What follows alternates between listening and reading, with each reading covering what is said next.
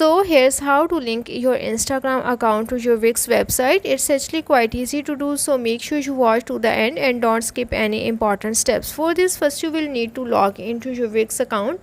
Once you are logged into your Wix account, now here you have to simply scroll to the left menu and then you have to go to the settings option.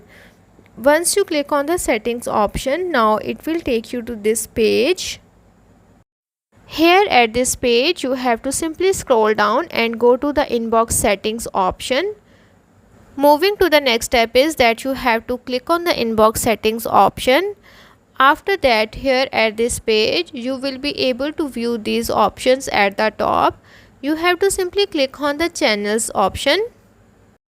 Now at this page, scroll down and go to the Instagram business option, and then you have to click on the connect account option next to it. The next step is click on the get started option from the pop-up menu. After that, this pop-up window will appear. Here you have to simply click on this continue option. After that, from here you have to select your Instagram account and you have to check this box next to it and then click on the next option. Then here you have to simply select the accounts to which you want to connect to your Wix account. After that, you have to simply hit on the next at the bottom. Then at this page, you have to make sure that you have enabled all of these options.